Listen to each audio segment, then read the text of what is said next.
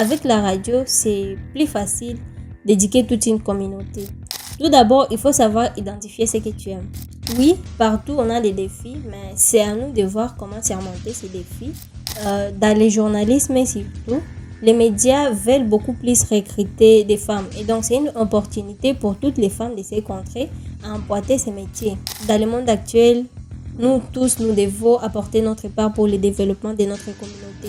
Et donc, fais-toi une vision et travaille-y. Avec Potou Prod, le rendez-vous du succès et de la diversité de l'incroyable force de femmes dans Mon Amour que podcast.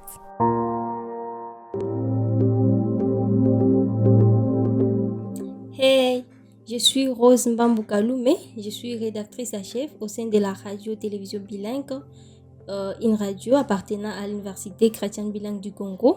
Dans cette même université, j'assiste aussi à certains cours qui sont de mon domaine dans la faculté des sciences de l'information et de la communication. Ça remonte déjà à 2019, pendant le confinement, où on avait bloqué toutes les institutions, toutes les universités, et j'ai resté à la maison sans rien faire. C'est ainsi que j'ai été sollicitée par la RTB, là où je travaille actuellement, pour venir épauler l'équipe qui était là. Et donc, je suis venue pour être formée aussi, épauler cette équipe-là. Donc, il fallait que je commence à apprendre déjà dès le traitement jusqu'à la diffusion. Ça n'a pas été facile. Je me rappelle la première fois dans les studios. En tout cas, j'ai trembloté pendant la brève d'actualité. Mais quand même, avec l'État, j'ai eu encore à faire beaucoup plus d'éditions plus meilleures que ça. Et aujourd'hui, je peux dire que je suis fière de ce que j'ai fait déjà. En parlant d'expérience professionnelle, comme je l'ai souligné, j'ai commencé en 2019 étant stagiaire au sein de la radio-télévision bilingue et j'ai commencé petit à petit.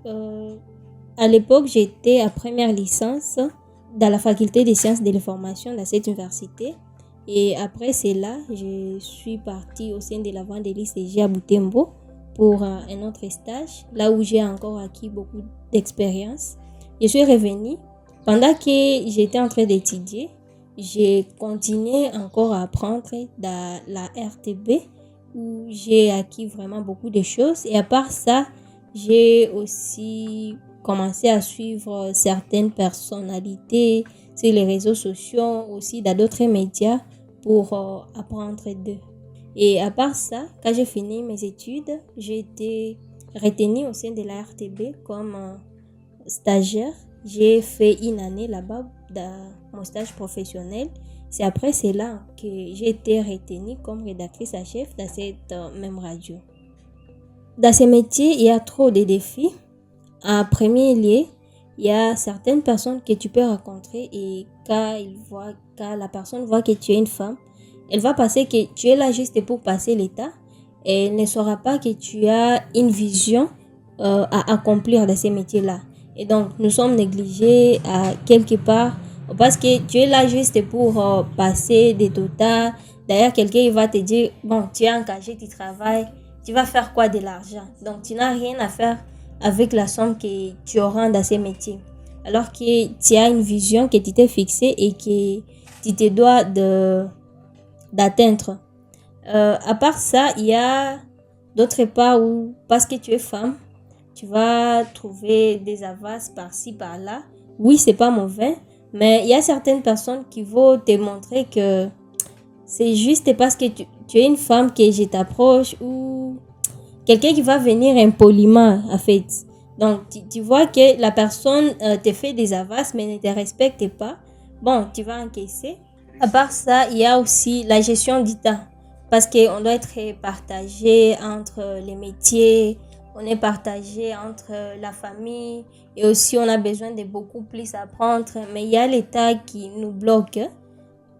Oui, partout on a des défis, mais c'est à nous de voir comment surmonter ces défis. Par exemple, pour ceux qui peuvent te montrer qu'ils te négligent, c'est avec la qualité de ton travail.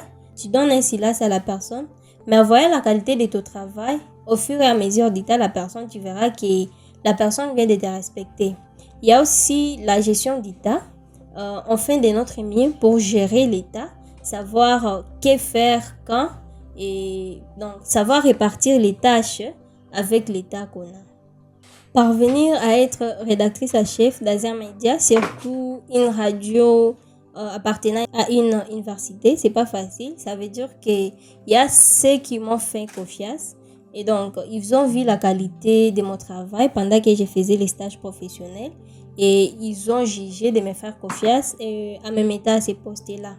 Et dans ce travail, il y a plusieurs opportunités, surtout pour nous les femmes. Nous avons beaucoup d'opportunités dans ce travail parce que partout tu arriveras, dans le journalisme surtout, les médias veulent beaucoup plus recruter des femmes. Et donc, c'est une opportunité pour toutes les femmes de ces contrées à emporter ces métiers.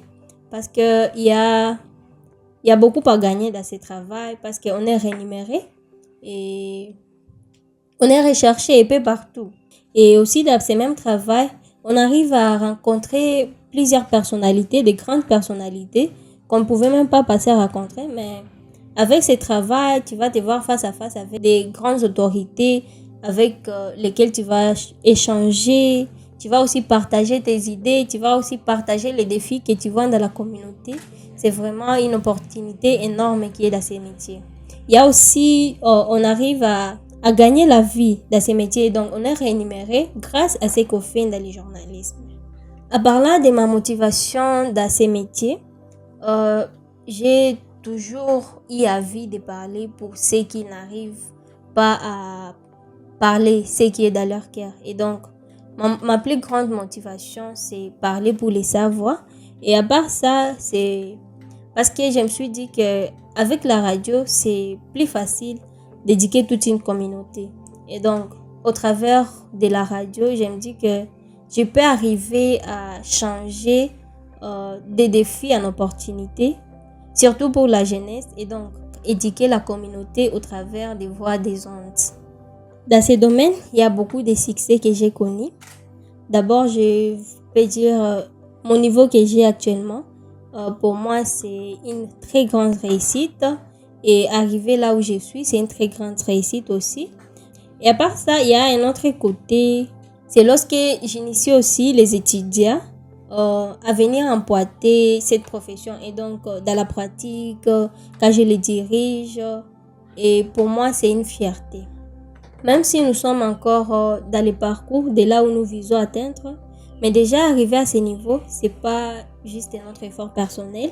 Il y a des personnes autour de nous qui nous ont encouragés lorsqu'il y avait des défis, ils nous ont aidés à surmonter les défis. Il y a d'abord la famille qui a toujours été là pour moi, qui m'a encouragée. Voilà, dans ce que tu fais, tu peux encore aller de l'avant.